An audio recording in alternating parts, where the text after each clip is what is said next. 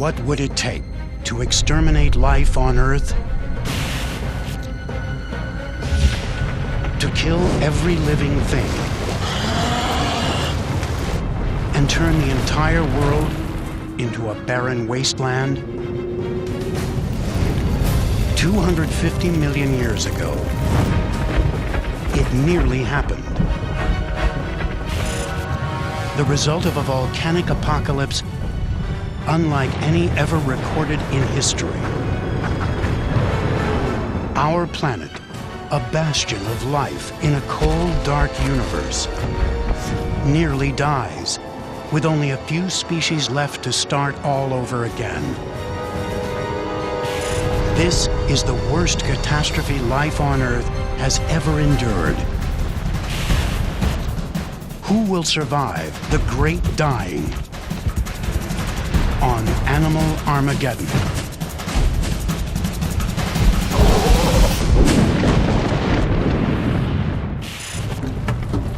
Disease nature oftentimes breaks forth in strange eruptions. William Shakespeare, 1598.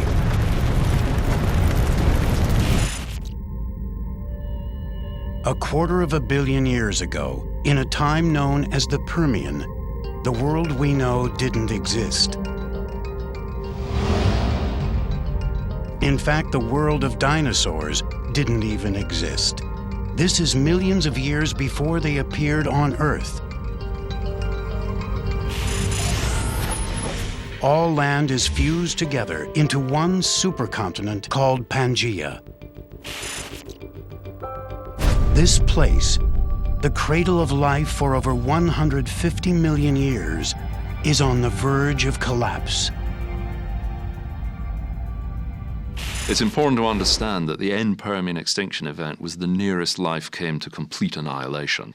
With a little bit more of a push, we would not be here, nothing would be here. But for now, though, Pangaea is a tropical paradise filled with lush conifer forests, refreshing streams, and exotic creatures like something out of science fiction.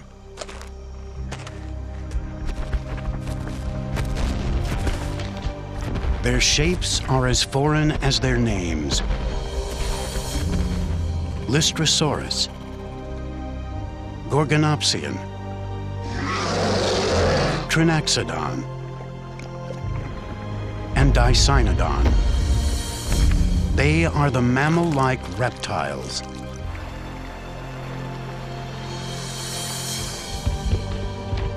Mammal-like reptiles are kind of the lost group of vertebrates, lost in the fact that they've never had their own popular movie. They're not mammals because they have differences in their bone structure. They may or may not have been warm-blooded, but we think they were. They may or may not have had live birth, although we think they may have done that too. Theirs is a bizarre and little-known dynasty, almost entirely severed from the animal kingdom we know today.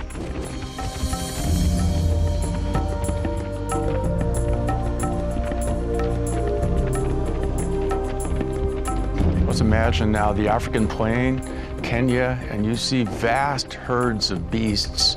They would look like mammals from a distance. Wildebeests. You get up closer and you see, no, these aren't true mammals at all. They're mammal-like reptiles. At the end of the Permian period, this forgotten world is flourishing. Earth is a place of peace and prosperity, a reptilian Garden of Eden.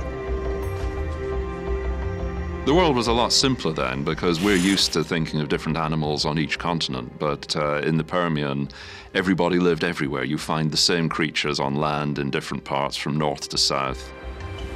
The warm, shallow ocean that covers the rest of the planet is also swarming with life.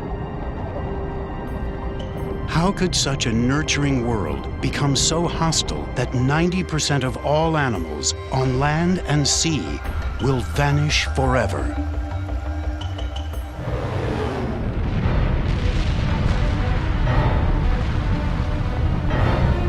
"60 miles beneath the Earth's crust, the answer is brewing. Superheated magma, welling up for thousands of years, has created a pressure cooker that's on the verge of exploding.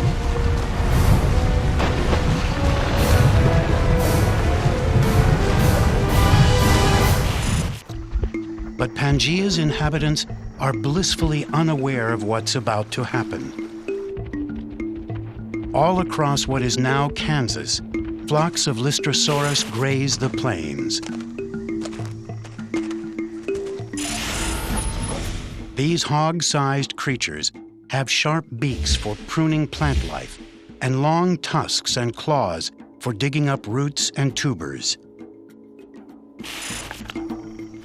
Oblivious that doomsday is coming, they go about their lives, focused on more immediate dangers. The greatest comes from Gorgonopsian, king of the Permian jungle. All right, let's bring a Gorgonopsian back to life. But if I'm going to do this, I'm going to have him in a cage right there. You need more than a shark cage. This is a big, powerful animal. They must have been the top predators of their ecosystem. I've seen skulls of these things that are about 2.5 feet long, so much larger than a lion skull today. A solitary predator, Gorgon can weigh as much as a grizzly bear. A pair of 4-inch canines protrudes from his jaw, the first saber teeth in history. Lystrosauruses are so abundant, they've become a mainstay of the Gorgon's diet. Much like the wildebeest to the African lion.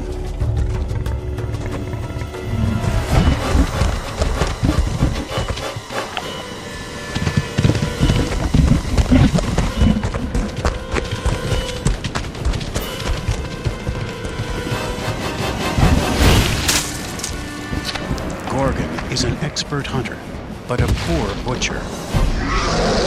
Gorgonopsians have big sort of slashing and biting teeth, but they don't really have don't appear to have a whole lot of jaw musculature.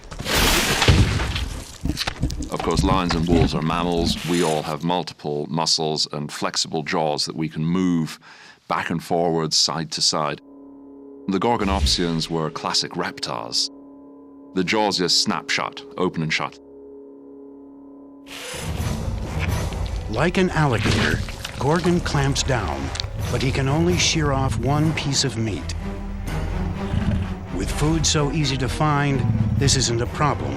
There will be plenty more targets available the next time he's hungry.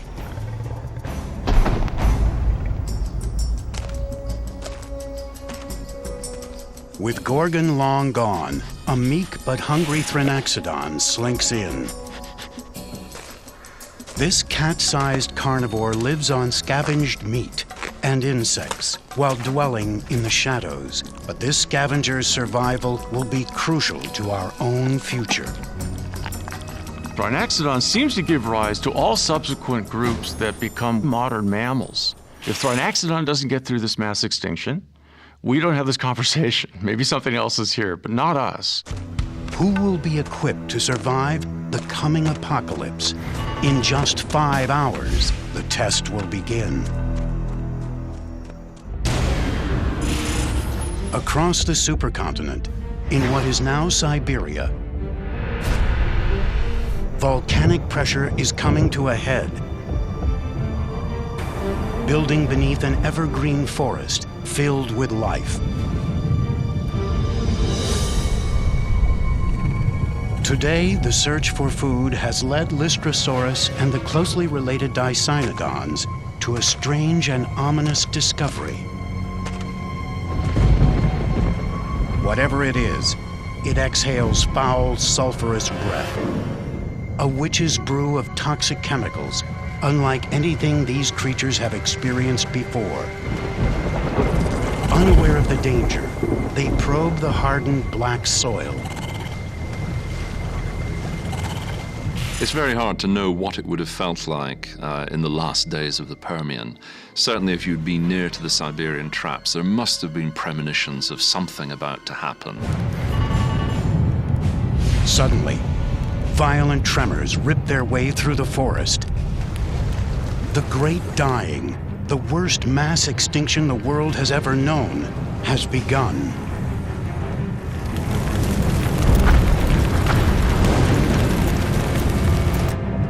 Molten basalt rock, an ocean of liquid death, roars from 60 miles below the surface.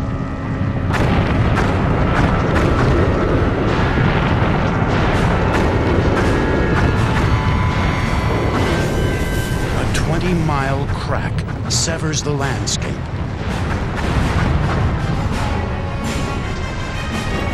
The Earth is literally splitting apart.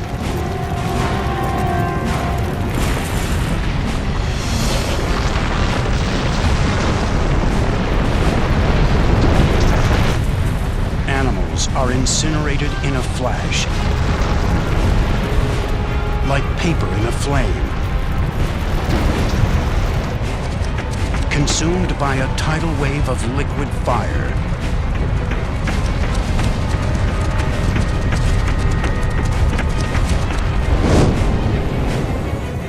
So fast and profuse is the lava flow, it could cover all of New York State in 48 hours, and still the surge keeps coming. The worst catastrophe in Earth history is off to a terrifying start. The air is filled with the fearful wailing of thousands of animals. In time, all the creatures of the world will join this sad chorus. One year after the first eruptions, lava continues to ooze. Today, scientists refer to this volcanic episode as the Siberian Traps event. Most volcanoes blow their top and then stop. Short-term volcanic activity and long periods in between. But these Siberian traps, these flood basalts, didn't play by the rules. They kept spewing and spewing and spewing, and now 100 years, 1,000 years, 10,000 years. Volcanoes typically erupt from a single finite pocket of magma, but the Siberian traps are endlessly restocked through a series of pipelines from a sea of liquid rock churning below. Because humans have never seen a real flood basalt eruption, I think we can only imagine what it's like to have thousands of years of lava just welling out of cracks in the earth. In our time, with the continent split apart, this type of eruption might only cause a local disaster. But at this time, with the continents joined, the chain reaction can't be contained.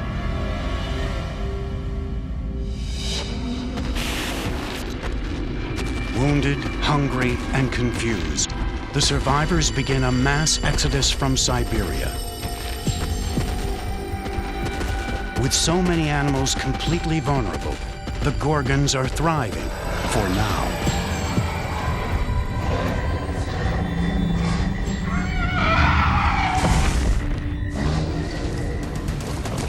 As the Great Dying drags on, with months becoming years, it will become crystal clear that there is nowhere to run, that no creature will escape their fate. The volcano's wrath slowly overcomes the world, throwing Mother Earth off balance.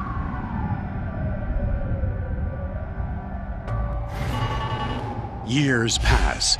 Volcanic gases build up in the atmosphere, driving the next wave of the disaster, lethal climate change.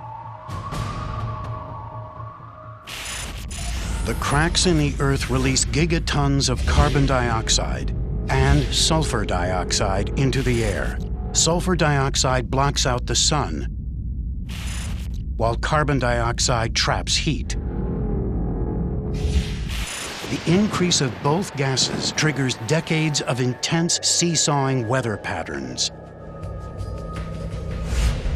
The climate is disrupted by the initial volcanic eruptions, which cause global cooling because of the dust and the sulfur dioxide, and then probably warming as CO2 begins to build up in the atmosphere.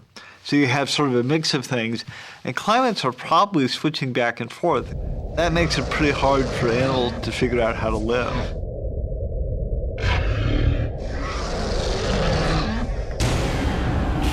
Even here, in what is now South Africa, 15,000 miles from the Siberian traps, a pall of doom is in the air. The sudden change in the climate creates a whole new challenge for those still living, breathing. The whole world would have started feeling this because global warming, carbon dioxide doesn't stay in one spot. All this CO2 is going up into the atmosphere in Siberia. The CO2 rapidly disperses all over the globe. So as CO2 increases in percentage over Siberia, so too does it globally. Not only do temperatures worldwide go up by a few critical degrees, oxygen levels start going down.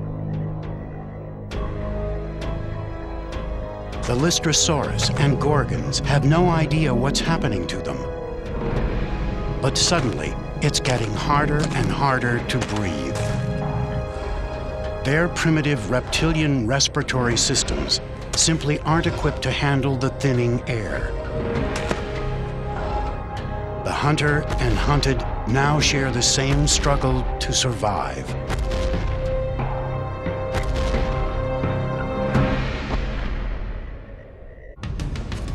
Still, it's the little Thrinaxodon that perseveres. Seems like evolution is favoring the ultimate underdog in this crisis. Her small, thin frame makes her better suited to the heat than the bigger players of this lost world. And the bony plate separating her nose from her mouth, a distinctly mammalian trait, enables the Thrinaxodon to breathe and chew at the same time. As the air turns foul, it's a critical adaptation. And it's something the larger, stronger mammal-like reptiles are missing.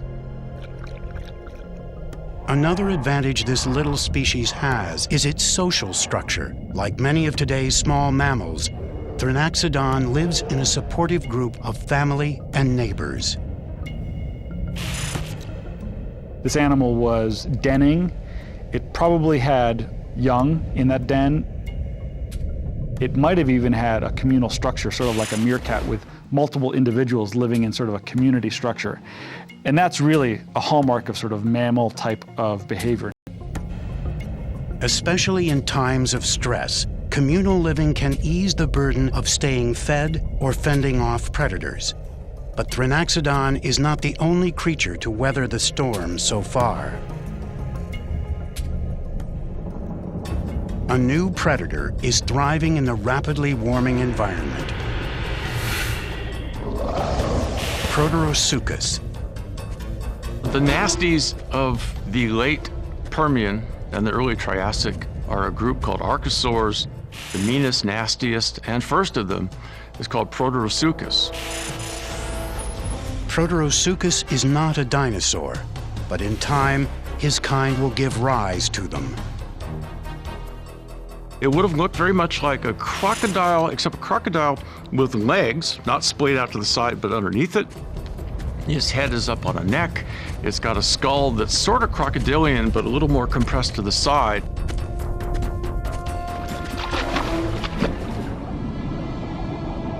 It was a predator.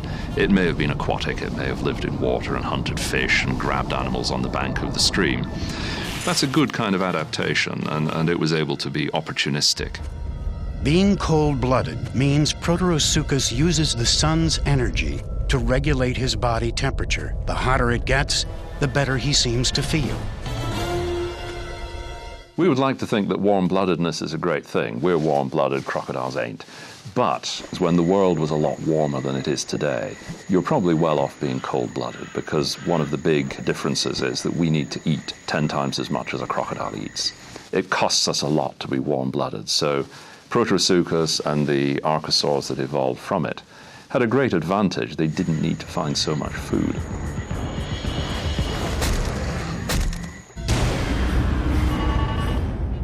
It's been 25 years since the first eruptions at the Siberian traps. And still the molten basalt continues to flow.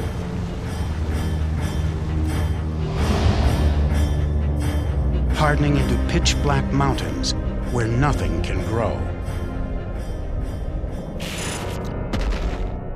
The animals that inhabited the region have been forced out. Like a herd of lost buffalo, the Dicynodons wander endlessly, always on the lookout for an elusive safe haven. The gorgons of northern Asia have seen their population cut by half due to hunger and disease. The younger generation knows nothing of their ancestors' glory days, just this meager, desperate existence. And there is no relief. More punishment is about to strike from above. Acid rain. The next stage of the disaster is brewing in the atmosphere itself. Volcanic sulfur dioxide combines with water vapor to create sulfuric acid. Now, even the rain has the power to kill. The downwind consequences would have been a lot like living near a really bad Eastern European coal generating plant. I mean, it just would have been an awful place to live.